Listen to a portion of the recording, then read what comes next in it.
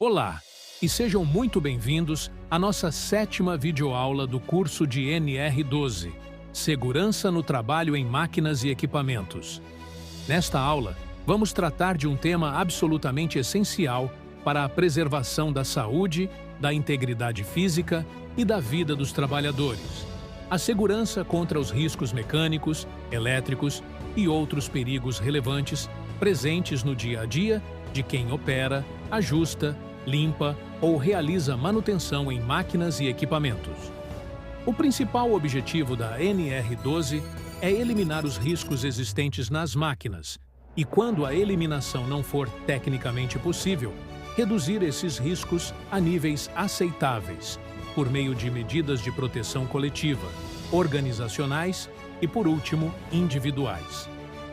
A norma parte do princípio de que todo risco deve ser antecipado, identificado e controlado, antes mesmo que o trabalhador seja exposto a ele.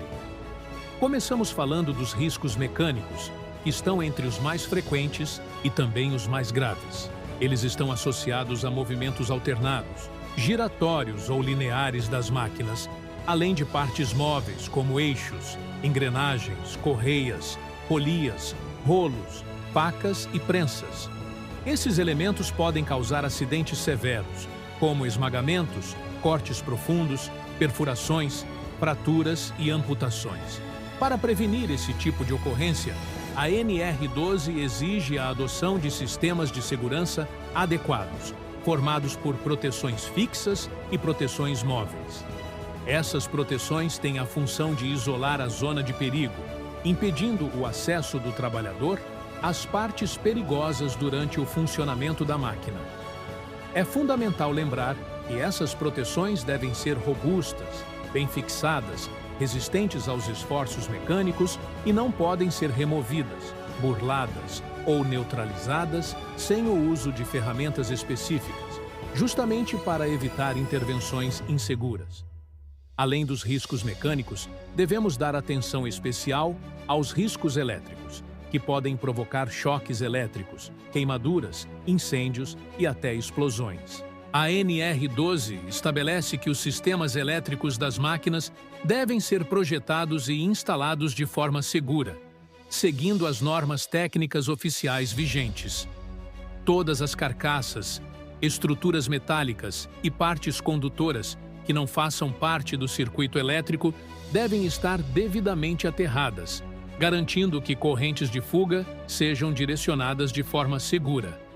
Os cabos e condutores de alimentação precisam ter resistência mecânica compatível com o ambiente de trabalho, proteção contra calor, umidade e óleos, e jamais podem apresentar partes energizadas expostas. Os painéis e quadros elétricos devem permanecer fechados, trancados, identificados e sinalizados, com avisos claros sobre o risco de choque elétrico e acesso restrito a pessoas autorizadas e capacitadas. Outro grupo de perigos importantes envolve os sistemas pressurizados, como os sistemas hidráulicos e pneumáticos. Mangueiras, tubos e conexões devem estar bem dimensionados, fixados e protegidos, de modo que, em caso de ruptura ou vazamento, o fluido não atinja diretamente os trabalhadores, nem cause o chamado efeito de chicoteamento, que pode resultar em lesões graves. Um ponto crítico nesses sistemas é a presença de pressão residual. Mesmo após o desligamento da máquina e o bloqueio das fontes de energia, acumuladores e reservatórios podem manter pressão suficiente para causar acidentes durante atividades de manutenção ou ajuste. Por isso, é obrigatório que essa pressão seja totalmente descarregada antes de qualquer intervenção. Devemos considerar também os riscos térmicos. Superfícies aquecidas, como fornos, resistências, tubulações e partes de máquinas que operam em altas temperaturas, podem causar queimaduras por contato. Sempre que a temperatura dessas superfícies ultrapassar os limites seguros, é necessário adotar proteções físicas, barreiras, isolamento térmico ou outros meios que impeçam o contato acidental do trabalhador.